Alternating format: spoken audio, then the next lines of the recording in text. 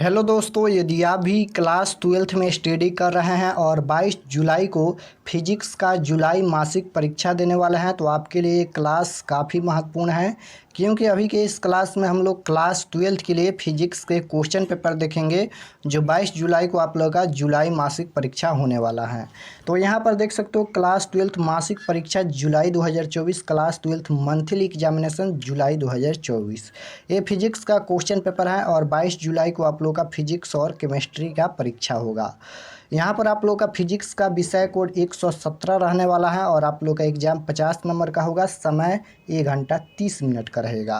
तो आप लोग क्लास में अंत तक बने रहिएगा और प्रत्येक प्रश्न को जरूर याद कर लीजिएगा, क्योंकि इसमें से काफ़ी क्वेश्चन फाइनल बोर्ड परीक्षा में भी पूछा जाता है। तो चलिए हम लोग क्लास को स्टार्ट करते हैं। ये क्लास 12th के लिए फिजिक्स का क्वेश्चन पेपर है। सबसे पहले खंड अ मिलता है। खंड अ में वस्तुनिष्ठ प्रश्न यानी ऑब्जेक्टिव टाइप क्वेश्चन रहता है 1 से लेकर 30 तक, जिनमें से किन्हीं 25 प्रश्नों के आंसर देना है एग्जाम में। तो फर्स्ट क्वेश्चन यहाँ पर क्या पूछा गया है, अगर आपको आंसर याद है तो आंसर देते चलिएगा। क्वेश्चन नंबर 1 है, निम्नलिखित में कौन सोडियम का कार्यफलन होता है। निम्नलिखित में कौन सोडियम का कार्यफलन होता है, तो इसका राइट आंसर सी हो जाएगा। क्वेश्चन नंबर 2 है, धातु का पारा वैद्युतांक होता है। राइट आंसर बी हो जाएगा। क्वेश्चन नंबर 3 देखिए, 1 फैराडे बराबर होता है। 1 फैराडे बराबर कितना होता है, तो आपको याद रखना है 1 फैराडे बराबर 96,500 कूलम होता है। ये क्वेश्चन फाइनल बोर्ड परीक्षा में भी काफ़ी बार पूछा गया है, तो आप लोग ज़रूर याद रखिएगा कि 1 फैराडे बराबर 96,500 कूलम होता है। Right answer option number B हो जाएगा। क्वेश्चन नंबर 4 है कि किरचॉफ का नियम निम्नलिखित में किसका परिणाम है। किरचॉफ का नियम निम्नलिखित में किसका परिणाम है, तो आपको याद रखना है इसका right answer option number B हो जाएगा, विद्युत क्षेत्र का संरक्षित चरित्र। क्वेश्चन नंबर 5 देखिए, 5 नंबर क्वेश्चन है, 1 वोल्ट बराबर होता है। 1 वोल्ट बराबर कितना होता है, तो 1 जूल प्रति कूलम होता है। तो राइट आंसर बी हो जाएगा। यहाँ पर कूलम जो है ऊपर जाएगा तो इन्वर्स में हो जाएगा, यानी 1 जूल कूलम इन्वर्स हो जाएगा। Right answer B.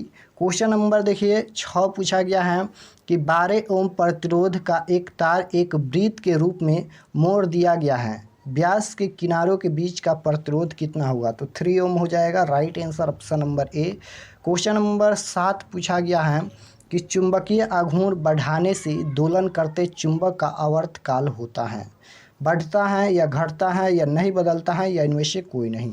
तो आपको याद रखना है कि चुंबकीय आघूर्ण बढ़ाने से दोलन करते चुंबक का आवर्तकाल घटता है।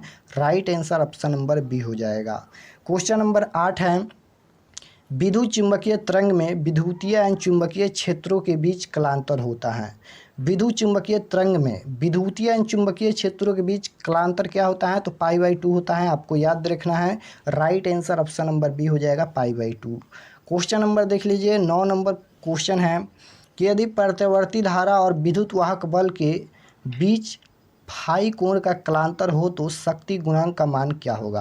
क्वेश्चन पूछा गया है, यदि प्रत्यावर्ती धारा और विद्युत वाहक बल के बीच फाई कोण का कलांतर हो तो शक्ति गुणांक का मान क्या होगा, तो राइट आंसर क्या हो जाएगा, tan phi, sin phi, cos square phi या cos फाई।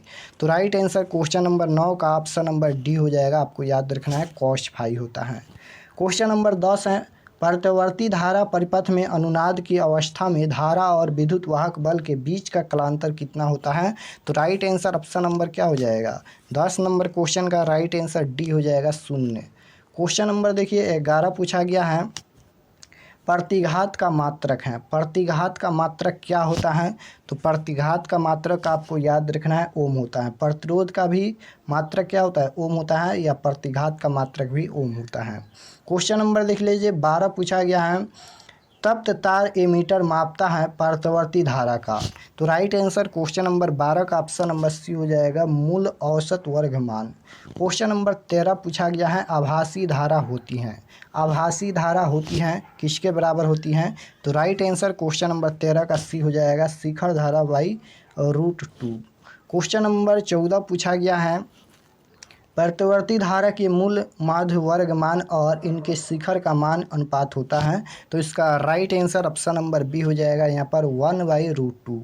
क्वेश्चन नंबर देख लीजिए 15 पूछा गया है, गामा किरणों की तरह होता है। गामा किरणों की तरह कौन होता है? अल्फा किरणें, बीटा किरणें, कैथोड किरणें या एक्स किरणें?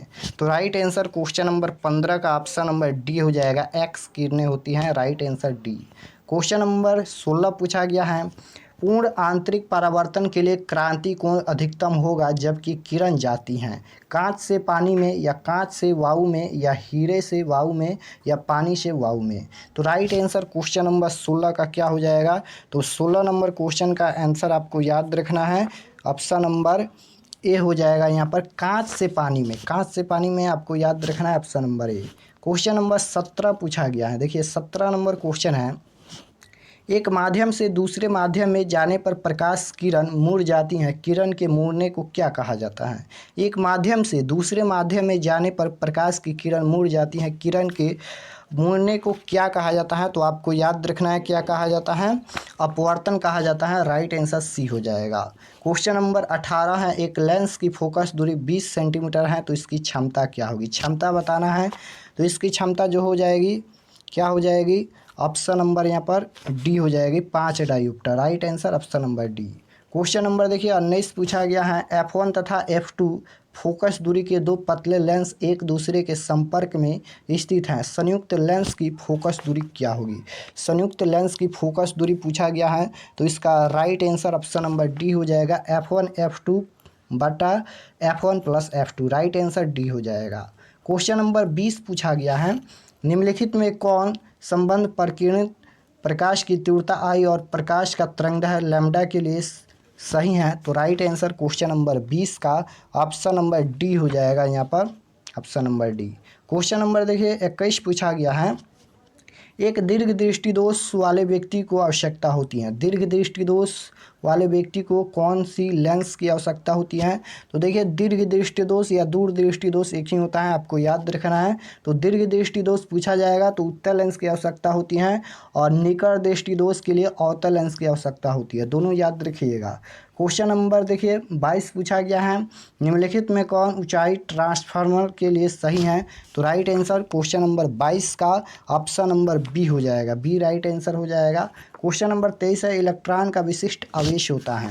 इलेक्ट्रॉन का विशिष्ट आवेश कितना होता है? तो right answer option number A हो जाएगा यहाँ पर, 1.8 गुना 10⁻11 कूलम प्रति KG. Right answer option number A. Question number देखिए 24 पूछा गया है, इलेक्ट्रॉन वोल्ट द्वारा मापा जाता है। तो राइट आंसर क्वेश्चन नंबर 24 का क्या हो जाएगा? ऑप्शन नंबर डी हो जाएगा, ऊर्जा। Right answer D. Question number देखिए 25 है यहाँ पर कि अल्फा कौन है? अल्फा कौन है? इलेक्ट्रॉन या हीलियम का परमाणु, या हीलियम का नाभिक, या हाइड्रोजन का नाभिक? तो अल्फा कौन क्या है इनमें से? तो इसका राइट आंसर क्वेश्चन नंबर 25 का सी हो जाएगा, हीलियम का नाभिक है। Right answer option number C हो जाएगा, हीलियम का नाभिक। क्वेश्चन नंबर 26 पूछा गया है, निम्नलिखित में कौन गैल्वेनोमीटर नियतांक के लिए सही है? तो इसका राइट आंसर क्वेश्चन नंबर 26 का ऑप्शन नंबर ए हो जाएगा। 26 नंबर क्वेश्चन का right answer option number A हो जाएगा। क्वेश्चन नंबर देखिए 27 है, निम्नलिखित में किसके लिए भेदन क्षमता महत्तम है? तो 27 नंबर क्वेश्चन का right answer option number D हो जाएगा, आपको याद रखना है, गामा किरणें। क्वेश्चन नंबर है 28, निम्नलिखित में कौन मूल कण नहीं है? निम्नलिखित में कौन मूल कण नहीं है? न्यूट्रॉन, प्रोटॉन, अल्फा कण या इलेक्ट्रॉन? तो राइट आंसर क्वेश्चन नंबर 28 का ऑप्शन नंबर सी हो जाएगा, अल्फा कण। क्वेश्चन नंबर 29 है, नाभिकीय रिएक्टर में नियंत्रक छड़ें बनी होती हैं। तो राइट आंसर क्वेश्चन नंबर 29 का ऑप्शन नंबर ए हो जाएगा, आपको याद रखना है, कैडमियम की। क्वेश्चन नंबर 30 है, जब पीएन संधि डायोड अगर अभिनति में होता है तब? तो right answer option number A हो जाएगा, विभव प्राचीर की ऊंचाई घटती है। तो यहाँ पर हम लोग क्लास 12 के फिजिक्स के 30 क्वेश्चन देखे हैं। आप लोग कमेंट में बताना कि आप लोग का कितना प्रश्न याद था और कितना प्रश्न यानी सही हुआ, कमेंट में ज़रूर बताना। और ये सभी क्वेश्चन आपके फाइनल बोर्ड परीक्षा के लिए भी काफ़ी महत्वपूर्ण है।